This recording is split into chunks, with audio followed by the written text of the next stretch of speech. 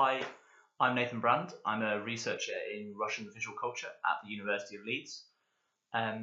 Thank you, first of all, to Hyde Park Picks for hosting me today and to Leeds Cineforum for the invitation.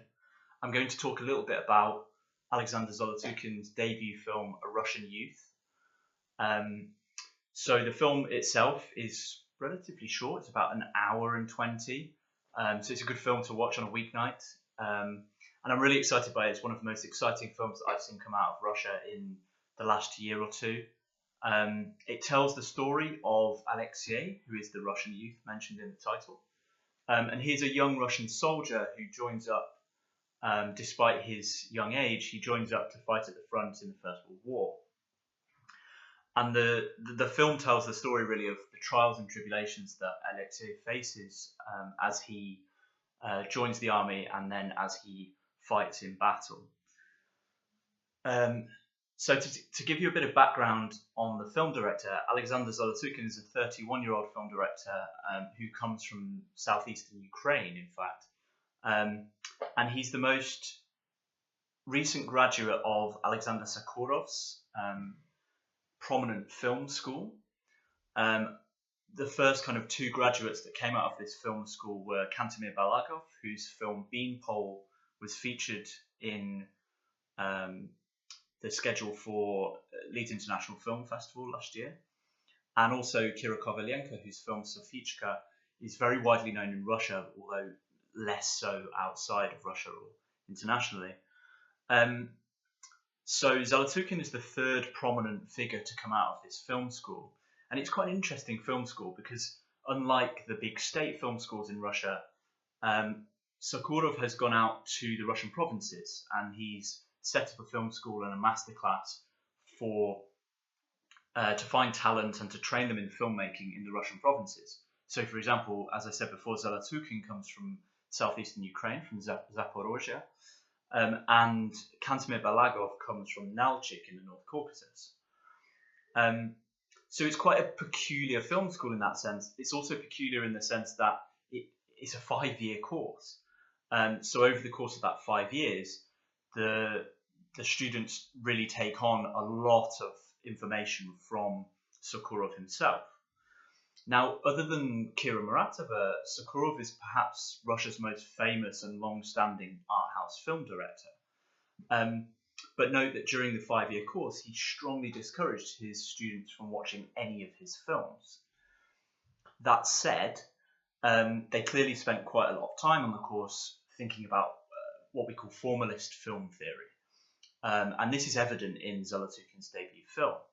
So instead of trying to reproduce reality, Zolotukhin uses a number of formalist techniques which draw attention to the film text itself as a work of art.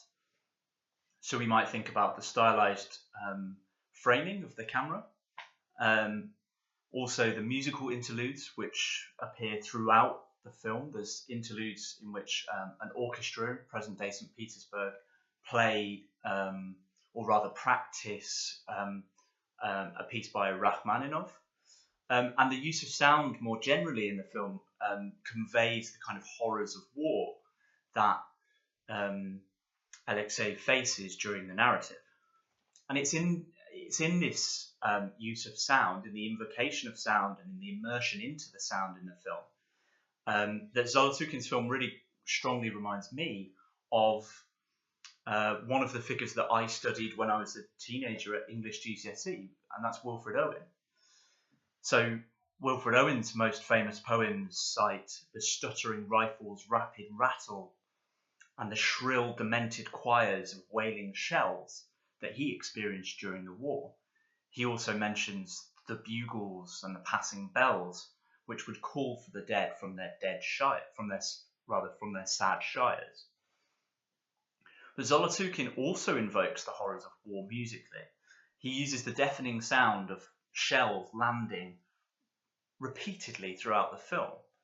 And this is especially clever when it's contrasted with the remarkably quiet speaking voices of the main protagonists throughout. The only sound which really approaches the ferocity of the sound of the shells landing is that of the orchestra. And the orchestra immediately kind of jolts the viewer out of the experience of of really feeling emotionally kind of in touch with Alexei and his story. Now, reviewers have been very quick to dismiss this framing device as particularly odd. Peter Bradshaw in The Guardian, for example, called it an interesting quirk, which impedes your emotional reaction to the drama. But for me, this is precisely its purpose.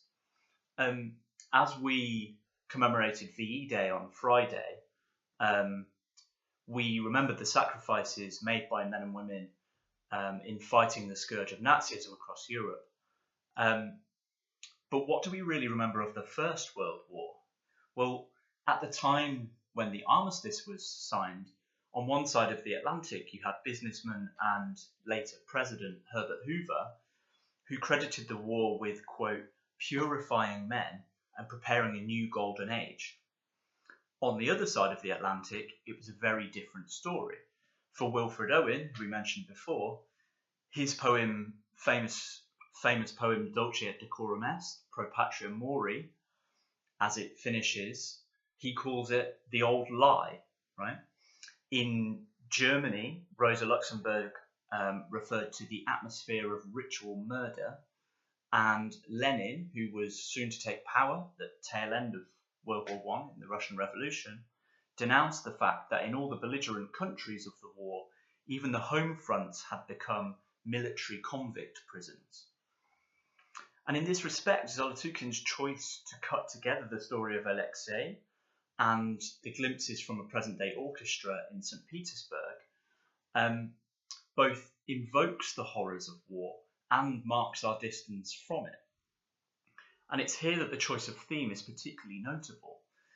Patriotic blockbusters in Russian cinema are all the rage. I could think of 20 or 30 from the past 10 years which take the Second World War as their theme of choice. So I'm thinking here of Stalingrad by Fyodor Bondarchuk, T-34, Pamfilov's 28 Men, White Tiger, the list goes on. And in this respect, Russia is probably the only country which invokes World War II quite so much as Britain in its contemporary political legitimation. But World War I is a much less well used theme for films. We might think of Sam Mendes' 1917 from last year, or Peter Jackson's stunning documentary from the year before, as examples of the use of World War I. But generally, it remains quite an untapped theme for contemporary cinema. And for me, this is part of what makes Zolotukhin's debut so exciting. By choosing this theme and by drawing the viewer out of their immediate concern for the main character of his film through the use of this peculiar framing device that Peter Bradshaw was so keen to dismiss, he forces us to question our decaying memory of that war. So to ask the question again, what do we remember of the First World War and what have we forgotten?